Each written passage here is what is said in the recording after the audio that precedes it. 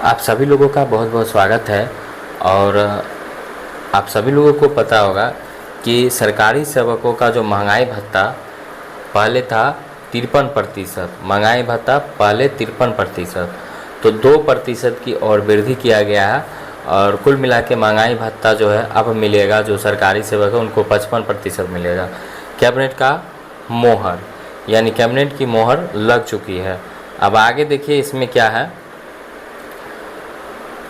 सप्तम केंद्रीय पुनरीक्षित वेतन संरचना में वेतन पेंशन प्राप्त कर रहे राज्य सरकार के सरकारी सेवकों, पेंशन भोगियों, पारिवारिक पेंशन भोगियों को दिनांक 1/1/2025 के प्रभाव से 53% के स्थान पर 55% महंगाई भत्ता राहत का भुगतान एवं तत्व संबंधित संकल्प प्रारूप की स्वीकृति के संबंध में ये स्वीकृत किया गया। यानी पहले महंगाई भत्ता जो था वो 53% था, और आपको पता होगा कि साल में 2 बार महंगाई भत्ता बढ़ता है, 1 जनवरी में और जुलाई में।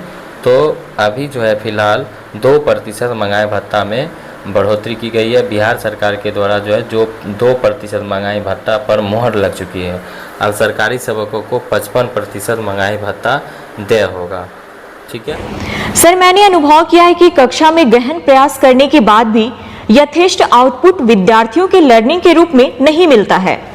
विश्लेषण करने पर मैंने पाया कि सबसे बड़ी खोट बच्चों की लगातार अनुपस्थिति या फिर अनियमित अनुपस्थिति है, जिससे वो पाठ में सिखाए गए विषयों को क्रम में नहीं ले पाते हैं और न ही सजगता से स्मरण में संग्रहित कर पाते हैं। हम सर्व शिक्षा लागू करने के चौथाई दशक आगे आ चुके हैं और 86वें संविधान संशोधन में बच्चों को शिक्षा दिलाने को मौलिक कर्तव्य के रूप में रखने के बावजूद अभी तक अभिभावकों की इसके लिए कोई जिम्मेदारी नहीं तय कर पाए हैं। क्या मैं उम्मीद कर सकती हूं कि गुणवत्तापूर्ण शिक्षा के लिए आपके प्रयासों में आप इस संबंधित कोई निर्देश देंगे, जिससे विद्यालय के हाथ सशक्त हो और अधिगम आउटपुट बढ़े?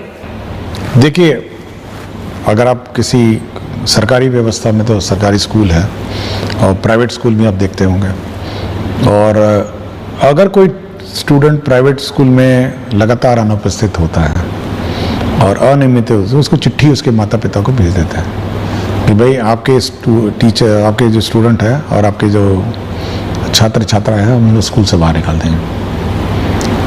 यह व्यवस्था आपके पेरेंट टीचर मीटिंग में और आपको भी है। मतलब अगर आप उसको नोटिस देंगे कि आप अपने बच्चे को लगातार नियमित नहीं आएंगे, तो हम उस स्टूडेंट को हम लोग स्कूल से निकाल देंगे, अनलेस एंड अनटिल कोई विशेष व्यवस्था हो। ये व्यवस्था आज भी हेडमास्टर के पास है और आज भी क्लास टीचर के पास है। ये हम लोगों ने ना ही उनसे लिया है। और यह भी मैंने देखा है कि बहुत सारे बच्चे सरकारी स्कूल में नामांकन करते हैं और ट्यूशन में चले जाते हैं। क्योंकि मैंने हाल ही में मैंने एक देखा था, तो यह बिल्कुल इलीगल है और अनियमित है। और अगर कोई बच्चा ट्यूशन के बहाने सरकारी स्कूल से लापता रहता है, तो यह हेडमास्टर और जो टीचर है ये उनके पेरेंट को नोटिस देंगे कि यदि आप अपने टीचर स्टूडेंट को नियमित रूप से नहीं भेजेंगे तो हम लोग उसका नाम काट देंगे। ये बिल्कुल स्पष्ट होना चाहिए, क्योंकि ऐसा नहीं हो सकता है कि आप 270 दिन का आपका स्कूलिंग है, आप 50 दिन आ जाएं और ये उम्मीद करें कि हम लोग गुणवत्ता शिक्षा देंगे। ये पॉसिबल नहीं है। यह पेरेंट का भी दायित्व है कि बच्चे को सुबह से उठाएं, सुबह सुबह स्कूल भेजें और समय पे भेजें।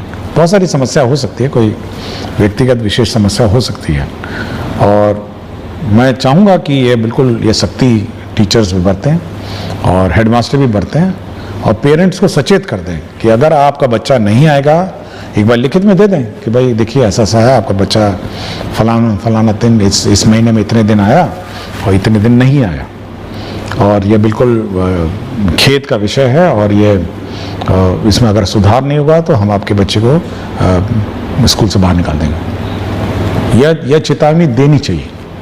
हम वो वाला सिस्टम नहीं लागू कर रहे हैं कि 3 दिन में अगर स्कूल में नहीं आया तो नाम काट दिया जाए। हो सकता है कोई बीमारी हो सकता है या कोई घर पे कोई विशेष समस्या हो सकती है, लेकिन अगर डिलिब्रेट आप ट्यूशन में पढ़ेंगे या कहीं और जाके पढ़ते रहेंगे और इस स्कूल में नहीं आएंगे, तो अनावश्यक रूप से आप पूरे शैक्षणिक माहौल को बिगाड़ेंगे। तो इस टीचर्स और हेडमास्टर इस संबंध में सजग रहें, और पेरेंट टीचर्स मीटिंग में पेरेंट्स नहीं आते हैं तब भी चेतावनी दें।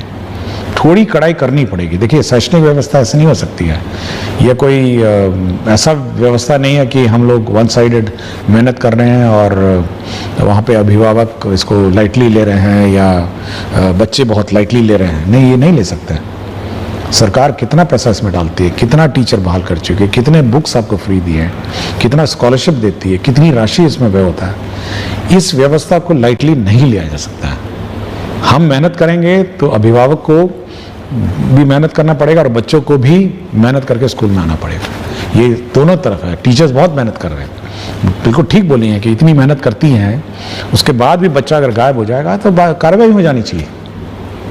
ये हम लोग कोई मतलब ऐसी व्यवस्था नहीं हम लोग चाह रहे हैं कि एक तरफा हम मेहनत करते रहें और दूर से बच्चा ही नहीं आए और बच्चा भाग जाए। तो ये थोड़ा tightening of the system, parent को चेतावनी, पेरेंट को नोटिस, और उसके बाद टर्मिनेट कर दीजिए। कोई बोले जाइए अपना जहाँ पढ़ाना पढ़ाइए, हम इस पर इसकी जवाबदेही नहीं लेंगे। आप 50 दिन नहीं आएंगे तो क्या जवाबदेही लेंगे आपकी पढ़ाई का? कॉलेज में ट्राई करिए, आपका अटेंडेंस नहीं हुआ तो एग्जाम लिखने नहीं देगा। प्राइवेट स्कूल में 3 दिन अगर नहीं आएंगे, 4 दिन नहीं आएंगे, सप्ताह भर नहीं, अगले दिन टीसी दे देगा आपको। तो थोड़ा कड़ाई टीचर्स को और हेडमास्टर को करनी पड़ेगी।